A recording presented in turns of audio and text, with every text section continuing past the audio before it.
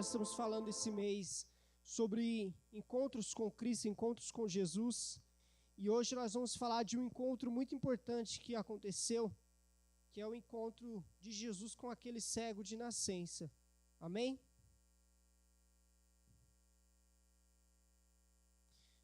O cego e o encontro da cura. Glórias a Deus. Quantos precisam de uma cura aqui? Amém? Glórias a Deus. Eu preciso de uma cura. Hoje eu acordei meio ruim, meio gripado. Mas graças a Deus, eu tomei uns remédios ali e já estou bem melhor. Glórias a Deus. Vamos fazer uma oração ao Senhor. Amém? Pai, nós queremos falar contigo, Senhor, essa noite, Senhor. Eu quero pedir a Ti, Senhor, abre, Pai, o nosso entendimento, Pai. Abre, Senhor, em nome de Jesus, ó Deus, o nosso coração, ó Pai, para receber, ó Pai, aquilo que o Senhor tem para nos dar, Senhor. Deus, eu peço a Ti, Pai, que cada pessoa que entrou neste lugar, ó Pai, buscando uma resposta, Senhor, buscando, Pai, um milagre, buscando uma cura, Pai, assim como foi na vida desse rapaz, ó Pai. Que, Senhor, em nome de Jesus, através da Sua palavra, tenha respostas, ó Deus, para, Senhor, em nome de Jesus, ó Pai, aquilo que essa pessoa veio buscar da Tua presença, Pai. Aquilo que essa pessoa veio buscar de Ti, Pai. Nós Te agradecemos em nome de Jesus. Amém. Glórias a Deus. Todos abertos aí com sua Bíblia em João capítulo 9. Amém. Deixa eu só ajustar um negócio aqui. Beleza. Bom, eu vou ler aqui. Vou começar aqui do versículo 31 ao versículo 37. Beleza? Capítulo 9 de João, versículo 31, diz assim: Sabemos que Deus não ouve pecadores, mas ouve um homem que teme e pratica a sua vontade. Ninguém jamais ouviu que os olhos de um cego de nascença tivessem sido abertos. Se esse homem não fosse de Deus, não poderia fazer coisa alguma. Diante disso, eles responderam: Você nasceu cheio de pecado, como tem a ousadia de nos ensinar? E o expulsaram. Amém? Glórias a Deus. Vou ler só até o versículo 34, vamos do 31 ao 34. Bom, essa parte que a gente leu aqui é uma parte muito importante, depois a gente vai voltar para ela, mas ela resume muito o que a cura desse rapaz, o que a cura desse ex-cego, né, na verdade, causou na vida dele, né? E depois de ler isso algumas vezes, depois de ler esse capítulo algumas vezes, eu comecei a refletir muito sobre esse encontro que esse rapaz teve com Jesus num outro sentido, né? E aqui principalmente de como essa cura causou um impacto tão grande na vida desse homem a ponto dele falar essas palavras não para qualquer pessoa, mas para os sábios da época, né? Então nós encontramos aqui, nesses encontros, né, nós vamos falar sobre esse encontro que esse cego teve com Jesus.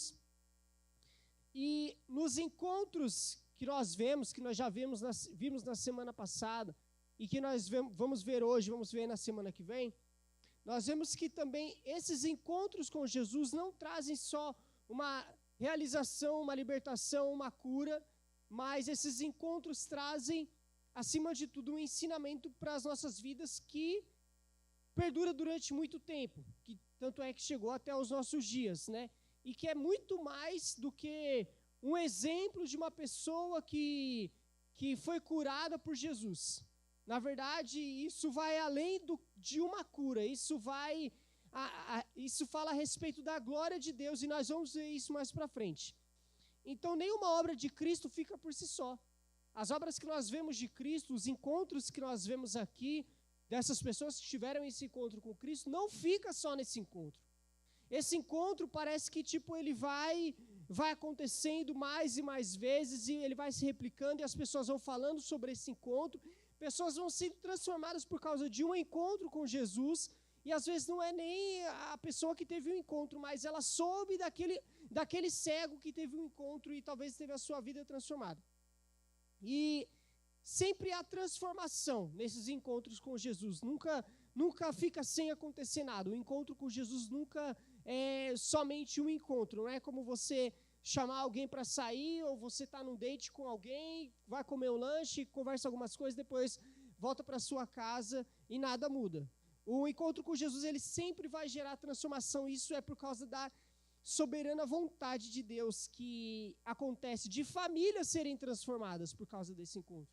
comunidades serem transformadas, igrejas serem transformadas, quando nós temos alguém que tem um encontro com Jesus, e esse encontro começa a ser replicado, esse encontro começa a ser contado para as outras pessoas, esse local, essas pessoas são impactadas pelo poder de Deus. E como nos ensina no texto que nós vamos ler, aqui no começo de João, para que as obras de Deus se manifestem na vida dele, que é o que aconteceu com aquele cego. A obra de Deus foi manifesta sobre a vida daquela pessoa. Então toda a cura, nós vemos aqui principalmente nessa história, que ela teve um propósito muito maior do que apenas alguém ser curado. Você vê que esse encontro com Jesus, ele desperta em nós, e despertou naquele rapaz, um desejo de reencontrar Jesus outras vezes, assim como quando aconteceu com nós, né? Conosco.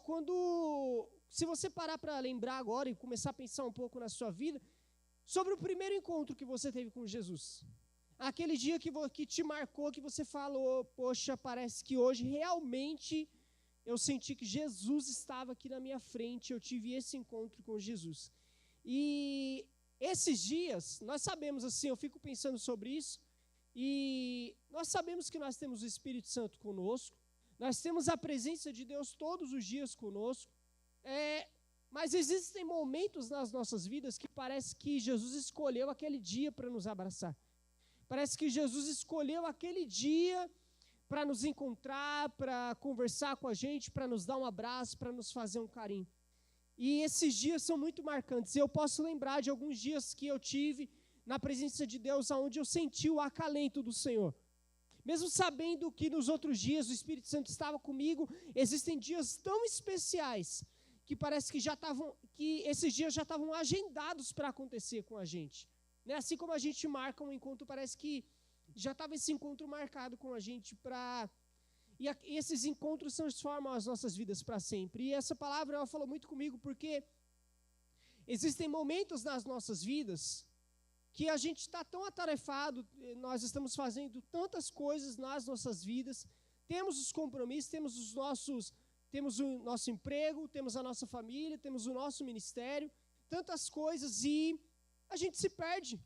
E talvez seja necessário um encontro desse com Jesus, porque essa perdição nossa, essa nossa distração nos deixa cegos. A nossa visão fica limitada para as coisas que realmente importam, e esse encontro que esse cara teve com Jesus abriu os olhos dele, e nós vamos ver que não foi só de uma maneira física, e nós, quantas das vezes estamos precisando que os nossos olhos sejam abertos para as coisas que realmente importam. Amém? Então eu vou ler aqui, a cura do cego de nascença. No capítulo 9, eu vou ler aqui do verso 1 ao verso 12. Ao passar Jesus viu um cego de nascença. Seus discípulos lhe perguntaram: Mestre, quem pecou, este homem ou seus pais, para que ele nascesse cego? Jesus disse: Nem ele nem seus pais pecaram, mas isso aconteceu para que a obra de Deus se manifestasse na vida dele. Enquanto é dia, precisamos realizar a obra daquele que me enviou. A noite se aproxima, quando ninguém pode trabalhar. Enquanto estou no mundo, sou a luz do mundo. Tendo dito isso, cuspiu no chão, misturou terra com saliva e aplicou aos olhos do homem. Então ele lhe disse: Vai e lava-te no tanque de Siloé, que significa enviado. O homem foi e lavou e voltou vendo. Seus vizinhos e os que anteriormente tinham visto mendigando perguntaram: Não é esse o mesmo homem que costumava ficar sentado mendigando? Alguns afirmavam que era ele. Outros diziam: Não, apenas se parece com ele. Mas ele próprio insistia: Sou eu mesmo. Então, como se fossem abertos seus olhos, como foram abertos seus olhos? Interrogaram-no eles.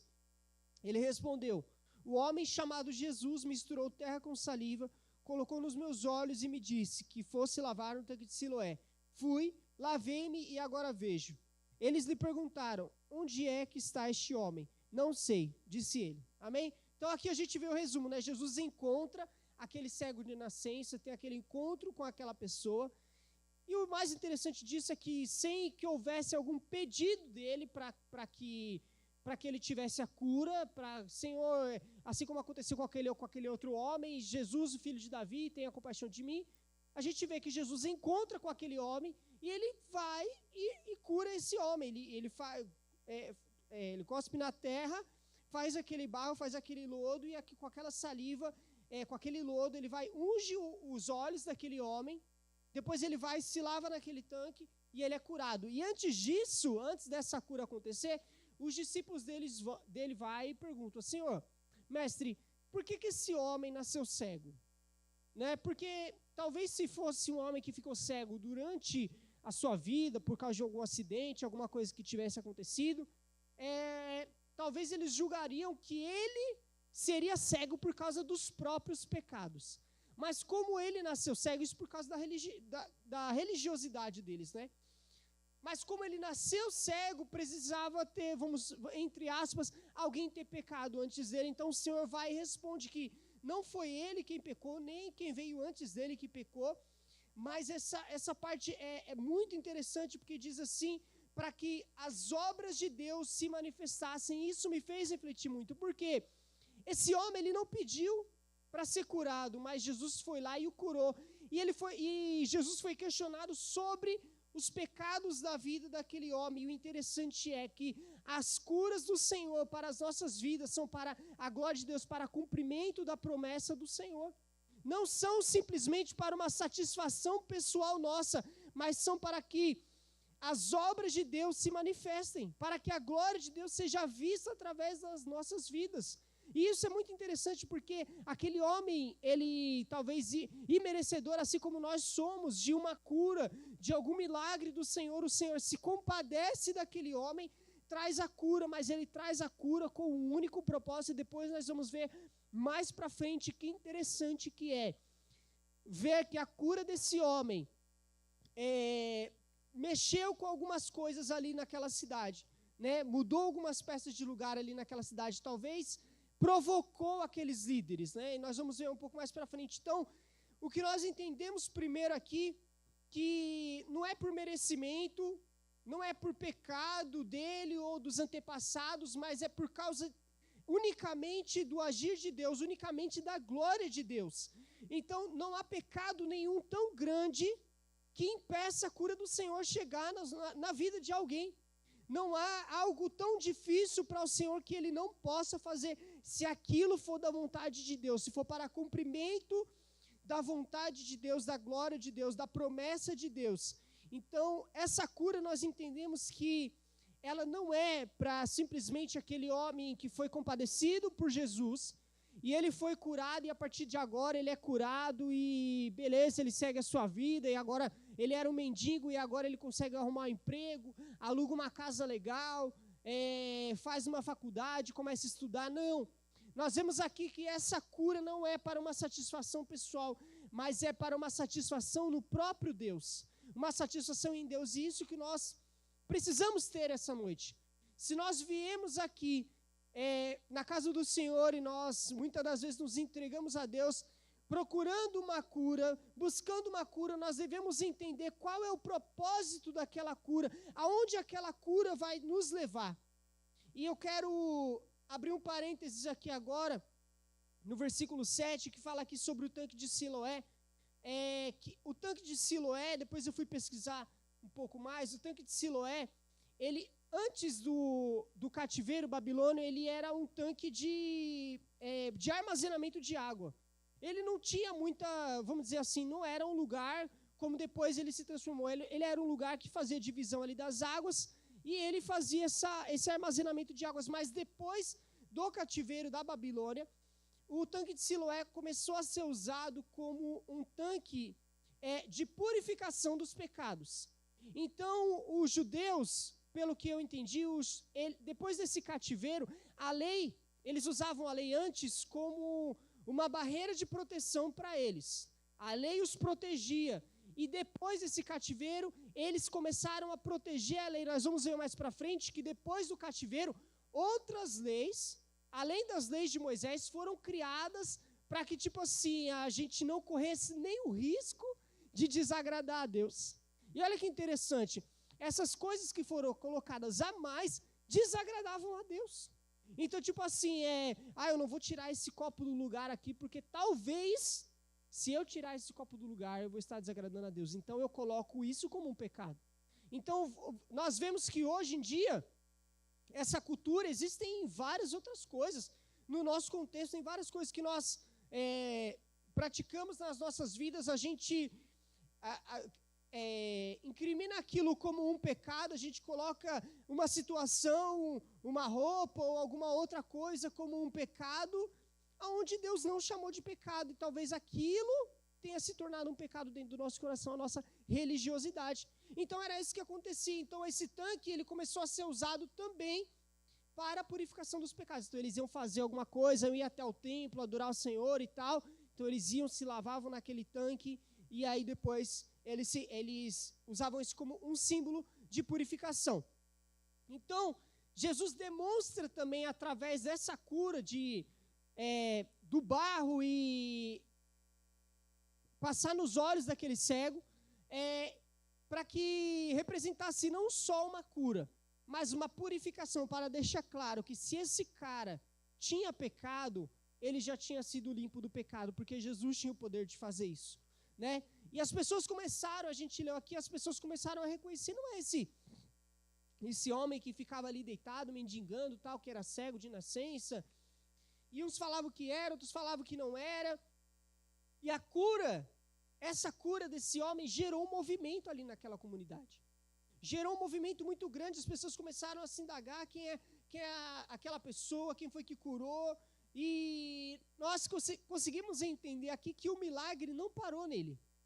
O milagre começou a gerar alguma coisa além do que simplesmente alguém que foi curado de uma visão. O milagre começou a gerar curiosidade, as pessoas começaram a querer saber quem é essa pessoa que curou ele, quem é esse tal Jesus que curou esse rapaz. E nós vemos aqui também a quebra dos paradigmas religiosos. Então, como eu disse aqui, os judeus, com medo de quebrar essa aliança, que eles tinham a lei como uma aliança com Deus. Então, depois disso, eles começaram a criar essas regras para que não corresse o risco de quebrar novamente essa aliança com Deus. E eu estava vendo alguns exemplos, e cuspir no chão também era uma coisa que não se praticava no sábado. Que coisa interessante, né? Não olhar no espelho, alguma coisa assim, não olhar no espelho, né? Não olhar no espelho no sábado, cuspir no chão, várias outras coisas que, não estavam lá no Antigo Testamento e agora estavam sendo aplicadas depois aqui no Novo Testamento. Então, cuspir no chão também é uma prática para os judeus, ainda assim, uma prática que não convém fazer no Shabat. Então, Jesus, ele quebra mais também esses paradigmas. Além dele curar no sábado, que depois nós vamos ver que ele foi questionado por curar alguém no sábado, ele também cospe no chão. Então, assim, tudo que eles tinham inventado pós-lei, Jesus vai e diz assim, não é bem assim que as coisas são feitas. Então, o Senhor estava mostrando para eles que o milagre, para acontecer milagres nas nossas vidas, ou para acontecer a cura naquele rapaz, não dependia, como eu disse, não dependia do pecado, não dependia da sua boa vontade, mas também não dependia das regras criadas, das regras humanas criadas. Não dependia de nada disso, mas simplesmente da vontade soberana de Deus. E a vontade de Deus, a vontade soberana de Deus, ela ultrapassa qualquer coisa, porque quando Deus decide nos curar, Ele nos cura. Quando Deus decide nos restaurar, Ele nos restaura. E às vezes nós estamos tão cegos e nós nem percebemos que nós estamos precisando de uma cura em alguma área. Você já viveu momentos assim que talvez alguém teve que chegar em você, conversar com você, ou às vezes o próprio Espírito Santo falar com você e falar assim, tem essa área na sua vida que não está legal. E você de repente acende uma luz e você fala assim, poxa, eu nunca percebi que essa área na minha vida precisava ser mudada. Então o Senhor, Ele decidiu curar esse homem, mas para que a glória de Deus fosse revelada sobre a vida daquela pessoa. Então a cura que nós buscamos pode depender muito, e nós vamos ver agora que essa cura pode depender do nosso posicionamento diante de Deus. Como nós temos nos posicionado diante de Deus? aquilo que nós estamos pedindo, o encontro que nós queremos ter com o Senhor, que vai nos gerar cura, vai depender do nosso posicionamento diante de Deus. Senhor, para que eu quero essa cura? Senhor, para que eu quero esse milagre? Senhor, para que eu quero essa porta de emprego? Para que eu quero essa faculdade? Para que eu quero esse relacionamento? Qual que é o nosso posicionamento diante de Deus? Será que aquilo que nós estamos pedindo vai glorificar a Deus? É isso que nós temos que refletir. Então, esse milagre que aconteceu com ele alcança os outros, as outras pessoas. Então, o milagre que nós recebemos, ele não vai ser um milagre individual, mas é um milagre que vai atingir outras pessoas. Esse milagre não vai parar em nós. Às vezes nós passamos por dificuldades e problemas nas nossas vidas, e que passamos por algum milagre, e nós precisamos entender que aquilo que nós passamos vai servir de cura para as outras pessoas, vai servir de remédio para outras pessoas. Há umas semanas atrás, eu estava na casa de um amigo meu que perdeu o irmão, e a gente estava conversando um pouco. Eu disse assim para ele, falei, cara, eu não sei como é que é perder um irmão. Meu irmão está vivo, não sei como é perder um irmão, mas você sabe como é perder um irmão. Então, quando chegar alguém na sua vida, quando chegar alguém próximo de você que também perdeu um irmão, você vai ter ferramentas para usar, para poder ajudar a sarar essa pessoa. Eu não vou ter essas ferramentas para poder ajudar essa pessoa. Então, nós precisamos entender que aquilo que nós passamos nas nossas vidas serve também para curar outras pessoas. Então, esse homem, ele foi curado da visão. Mas ele foi além disso, ele foi abrindo visão de outras pessoas. Ele foi falando de um Jesus que tinha o curado. Então, ele não ficou só com a cura da sua visão, mas ele foi abrindo a visão de outras pessoas. E nós precisamos entender isso. Todas as situações que nós temos passado, todos os milagres que nós estamos precisando, nós temos que entender que isso serve para a glória de Deus, para curar outras pessoas. Se nós usarmos essas ferramentas que acabam acontecendo na nossa vida de forma despretensiosa, pelo acaso, e aí, de repente, a gente acha que foi alguma coisa que aconteceu na nossa vida para poder nos destruir, o Senhor, ele vai, nos traz a cura, e não fica só em nós, o Senhor cura outras pessoas. Então, nós precisamos nos examinar essa noite, o que tem nas nossas vidas que precisa ser tocado por Deus, o que precisa ser modificado pelo Senhor. Porque, como eu disse, talvez existem áreas nas nossas vidas que nós não enxergamos, que precisa de uma mudança. Existem áreas das nossas vidas que parece que a nossa vida está tão tranquila, a nossa conta do banco está legal, a nossa família está com a saúde bem, tem várias outras coisas acontecendo, tudo bem, mas nem sempre aquilo está sendo conforme a vontade de Deus para as nossas vidas. Então nós precisamos examinar, Senhor, o que o Senhor quer que muda na minha vida? Aonde é que eu estou precisando de cura? O que eu preciso? Talvez aquele homem de tantos anos que ele já estava vivendo cego, ele já estava acostumado com aquilo. Ele ficava lá sentado e ele pedia um dinheiro. Eu até comentava com a Lívia esses dias de um rapaz que fica ali no centro de Osasco, que desde quando eu sou muito criança, muito novo, ele fica pedindo dinheiro no banco, na porta do banco. E há um tempo atrás, acho que foi ano passado, eu fui lá e ele estava lá. Eu falei, nossa, mais de 20 anos esse cara aqui está na mesma situação. Então, às vezes, a gente vê que esse cego, talvez ele estava na mesma situação. Eu sou um cego, eu estou aqui, aí de vez em quando alguém me dá um dinheiro, eu consigo comprar um pão, consigo fazer alguma coisa, e é isso, vida que segue. E nós, às vezes, estamos assim, incomodados com o nosso pecado, incomodados com algo que está defeituoso nas nossas vidas, mas nós não entendemos que aquilo precisa de cura. Então, precisamos nos examinar. Senhor, onde que eu preciso de cura? O Senhor, ele está disposto a nos curar. Nós vemos aqui mais para frente que os fariseus rejeitam aquele homem. Alguns dos fariseus duvidaram do milagre que esse homem tinha recebido nos versículos à frente. Falaram, não é possível, esse cara não foi curado. Primeiro que ele nem era cego de nascença, ou ninguém curou ele e tal, principalmente porque esses fariseus, eles não queriam crer em Jesus. Na verdade, eles eram contra o próprio Cristo, né? Então, eles tentaram provar e apertaram ele, sufocaram ele para ele poder dizer alguma coisa, vacilar em alguma coisa para dizer que ele não foi realmente curado. Eles até chamam seus pais para poder relatar sobre isso. para eles poderem dizer, não, ele é realmente o cego de nascença, mas a pressão religiosa daquela época era tão grande que os seus pais falam assim, não, ele já é de maior. Ele que fala por ele mesmo. Se ele está falando que ele é cego de nascença, então ele é cego de nascença. Então você vê que até os próprios pais fugiam daquela pressão para não se comprometer, porque sabiam que aqueles homens, eles tinham tanto poder que eles poderiam manipular aquela situação para poder aprisionar eles, fazer alguma coisa pior, né? Então, isso mostra muito a pressão religiosa que existia naquela época, principalmente para quem começava a andar com Cristo, ser um discípulo de Cristo. Então nós vamos ver aqui, e eu já quero finalizar também, no versículo 24, eu vou ler do 24 ao 34, que é uma das, que essa parte desse capítulo me deixou muito entusiasmado. Porque eu fiquei pensando sobre a cura desse homem e sobre o posicionamento dele diante desse encontro que ele teve com Jesus.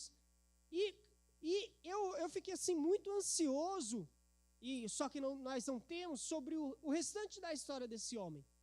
Para saber para onde que esse homem foi. Quem foi esse homem? Quantas pessoas esse homem evangelizou? Porque a atitude dele diante dos fariseus foi uma coisa assim tremenda, foi uma coisa assim espetacular.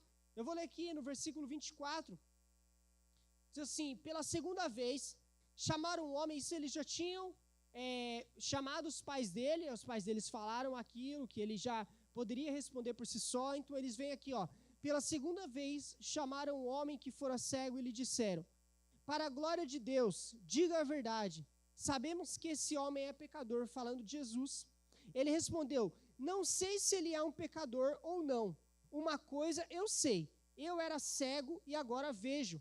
Então lhe perguntaram, o que fez ele com você? Como abriu seus olhos? Ele respondeu, eu já disse e vocês não me deram ouvidos. Por que querem ouvir outra vez? Acaso vocês também querem ser discípulos dele? Olha que cara ousado. Diante dos fariseus, os pais dele já tinham corrido, né? De responder aquilo com medo da pressão que poderia acontecer, com medo daquilo, e aquele cara vai e solta uma dessa daqui, Por que querem ouvir outra vez, acaso vocês também querem ser discípulos dele? Eu vejo isso como um sarcasmo dele, né? Então eles o insultaram e disseram, discípulo dele é você, nós somos discípulos de Moisés. Sabemos que Deus falou a Moisés, mas quanto a esse, nem sabemos de onde ele vem. O homem respondeu, ora, isso é extraordinário, vocês não sabem de onde ele vem, contudo, ele me abriu os olhos. Sabemos que Deus não ouve pecadores, mas ouve o homem que teme e pratica a sua vontade. Ninguém jamais ouviu que os olhos de um cego de nascença tivessem sido abertos. Se esse homem não fosse de Deus, não poderia fazer coisa alguma. Diante disso, eles responderam, você nasceu cheio de pecado. Como tem a ousadia de nos ensinar? E o expulsaram.